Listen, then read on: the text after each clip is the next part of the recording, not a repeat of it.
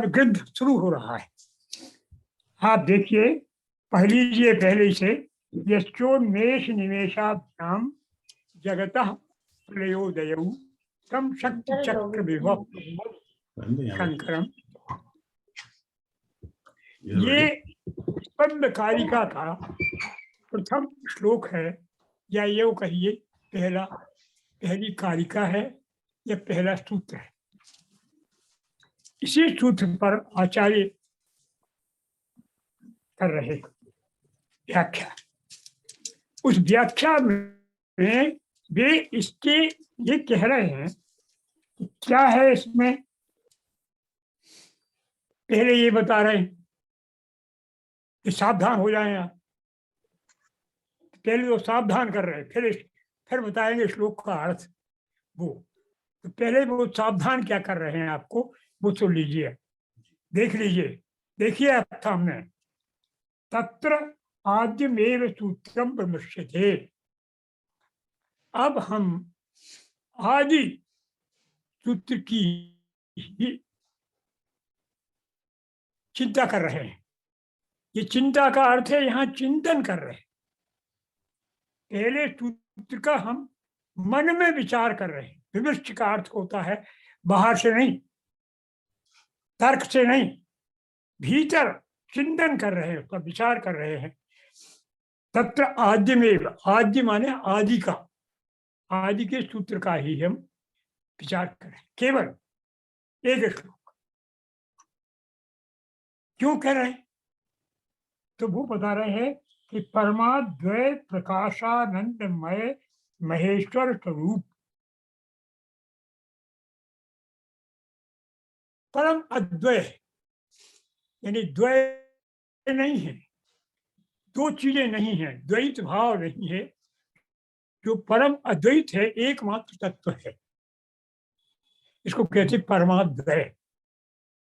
अद्वय आ माने नहीं, द्वय का अर्थ दो, परम का अर्थ सबसे श्रेष्ठ। जो दो तत्व नहीं है, एक ही है, परमाद्वय। प्रकाश आनंद, प्रकाश है और अमृत रसमय, आनंद है। प्रकाश आनंदमय, ऐसा है ये स्वरूप। अद्वय है, एक ही है, परम है, सबसे श्रेष्ठ है, प्रकाश स्वरूप है और आनंद स्वरूप है, यानी अमृत स्वरूप है। ऐसा कौन है? महेश्वर। फिर वह महेश्वर का वही अर्थ है कि जो समस्त ईश्वरों के ईश्वर है वो है महेश्वर, महान धन ईश्वर महेश्वर। तो वो महेश्वर स्वरूप, यहां भी ध्यान रखिए कि महेश्वर का स्व जो रूप है, आत्मरूप है, उसकी प्रतिभिज्ञा न है। उसकी प्रतिभिज्ञा के लिए, प्रतिभिज्ञा क्या है? जो हम पहले जानते थे, हमने खूब समझ लिया था, जिसको हम जानते थे अच्छी तरह से, उसको हम भूल गए, तो फिर से वो याद आ जाए उसके लिए।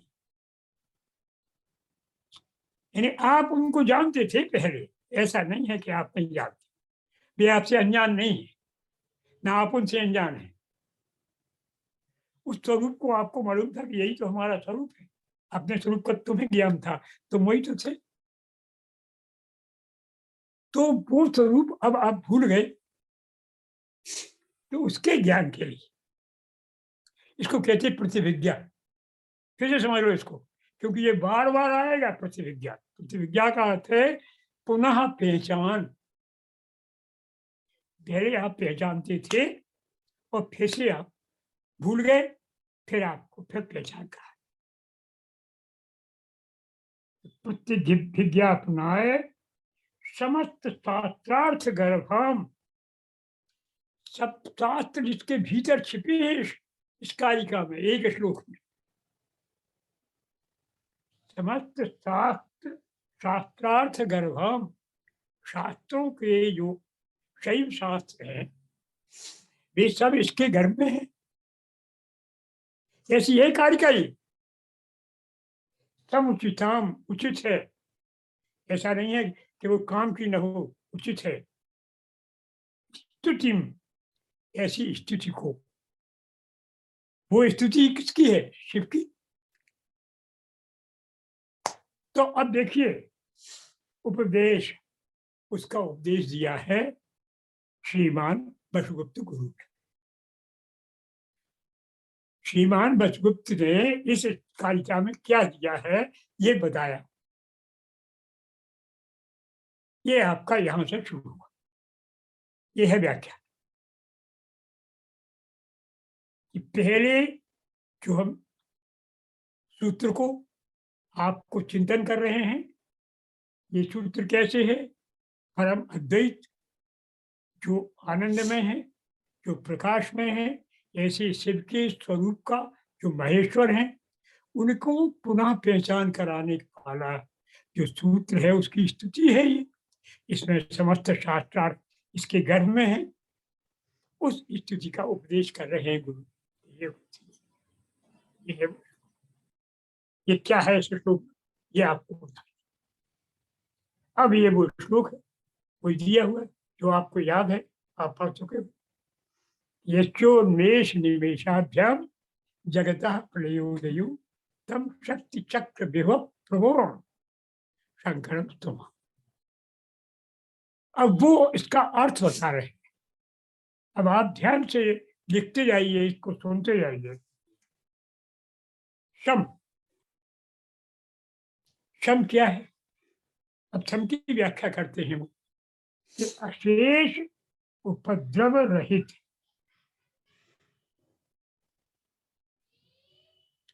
संपूर्ण उपद्रवों को जो दूर करने वाला है।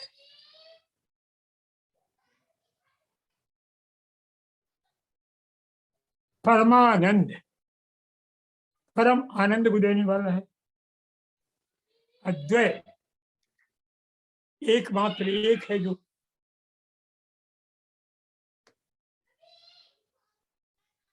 चैतन्य, वो चैतन्य स्वरूप।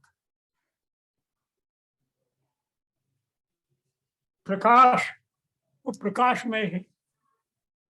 प्रत्यभिना, उसको प्रत्यभि ज्ञापनात्मकम, उसको ज्ञान कराने वाला। अनुग्रह, जो करता है वो कहलाता है, वो अनुग्रह कहलाता है शम। शम क्या हुआ?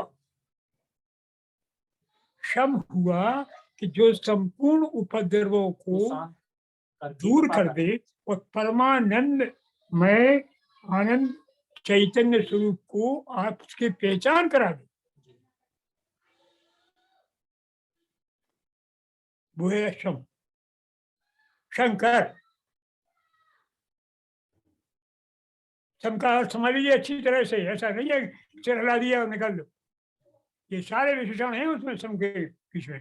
एक तो उपद्रव दूर करता है, दूसरा क्या करता है वो, कि अद्वैत चैतन्य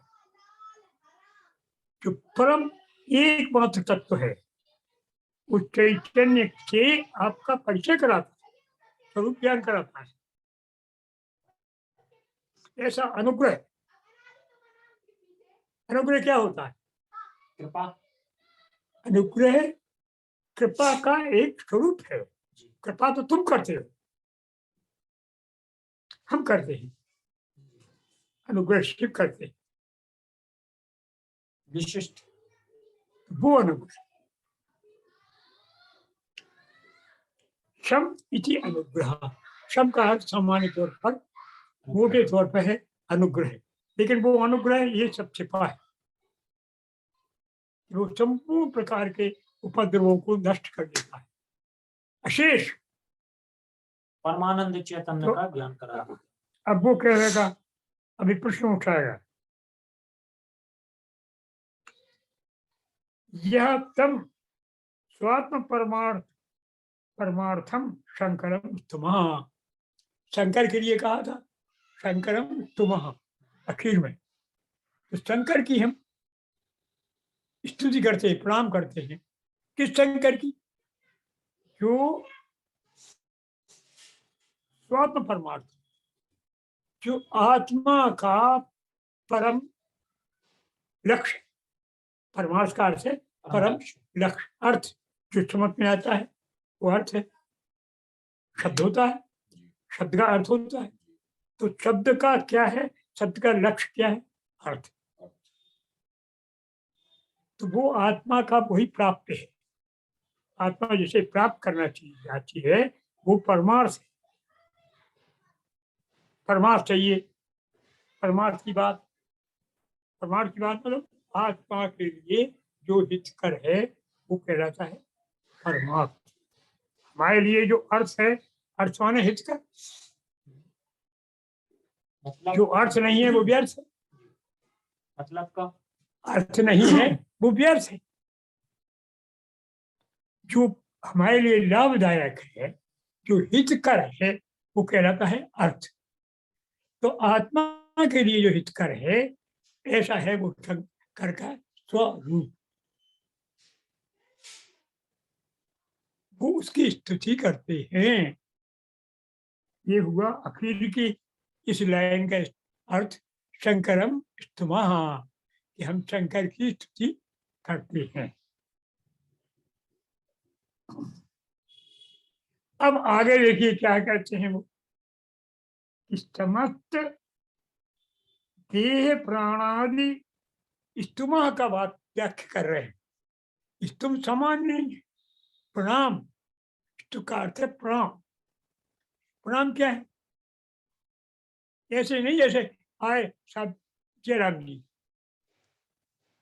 प्रणाम कर दो, जो नहीं है, ये भी नहीं, कभी नहीं। अब आप देखिए क्या है, स्तुम प्रणाम करने का अर्थ क्या है, प्रनम, नम, नम गए हम, ये बाहर से दिखने का बात है, लेकिन ये नहीं है।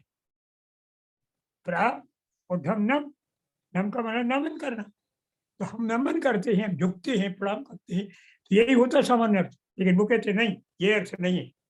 क्या है, समस्त, देखिए अब, देखिए सामने, समस्त देह प्राण आदि परमित परमार्थि पदम अधीकृत्य, ये है इसका अर्थ। अपनी समस्त देह, यानी जो गेय हो गया, और प्राण, इसके भीतर जो रखने वाला प्राण है वो, और इसके बाद और भी इंद्रिया आदि, वो सब, परमित प्रमाथि पदम, परमित प्रमाथि पद जो है, परमित प्रमाता शब्द, हाँ, परमित प्रमाता पद क्या है, इसकी व्याख्या अभी आप देखेंगे क्या है। ये परमित प्रमाता पद जो हमारे भीतर है वो बड़ा गड़बड़ है। तो परिमित पदम अधः प्रदीकृत्य, नीचे दबा, ये काम हमने किया है, न मन हो झुकाया हमने, क्या क्या झुकाया है, हमने देह प्राण आदि और उसके साथ परमित प्रमात्रिका, परमित प्रमात्रिका भाव, परमित प्रमाता, इनको हमने नमन कर दिया। अर्थों ने भाषा को गहराई से समझ लो, समस्त देह प्राण आदि, तो इंद्रियां भी हो गई, और परमित प्रमात्र पद, परमित पदार्थ का जो भाव था उसको भी हमने अधस पदीकृत से पेज के नीचे दबा दिया, दमन किया।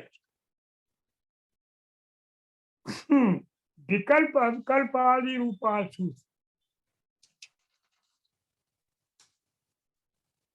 विकल्प और अविकल्प रूपों में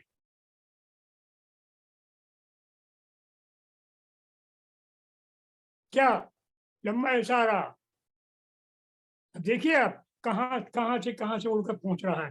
विकल्प की अवस्था में और अविकल्प, विकल्प अविकल्प आदि रूपासु दशासु, विकल्प आज की दशाओं के रूपों में,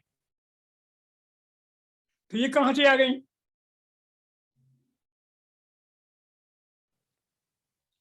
सर्वोत्कृष्टतया परामर्शामः, ये है आपका प्रणाम करना।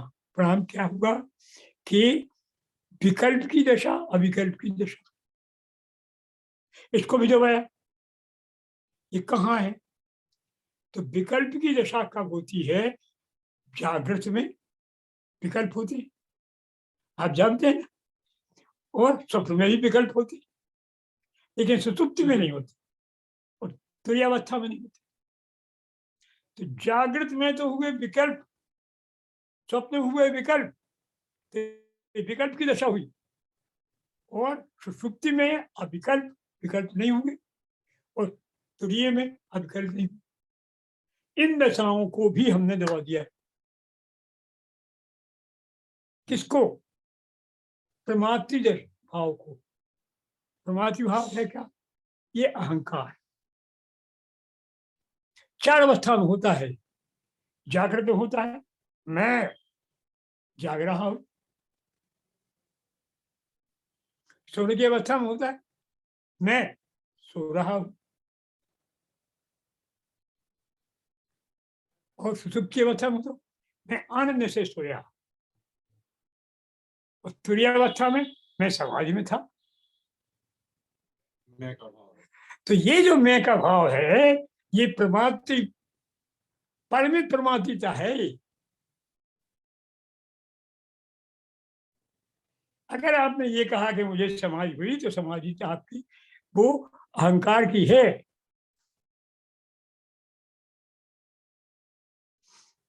समाधि हुई मुझे पता नहीं। अगर तुम खोए नहीं तो समाधि काहे की हुई? तो प्रमात्रिता वहां है पंडित जी, जहां अहम है। जहां अहम डूब गया, वहां प्रमात्रिता समाप्त हो। तो अहमता, अहम को छोड़ करके ये प्रणाम हुआ, इसको कहते हैं गिरा प्रणाम।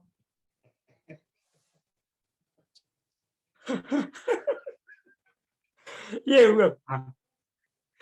तो इन दशाओं में परामर्शामः, इन दशाओं का चिंतन इसमें नियत है। काय में? प्रणाम स्तुमः,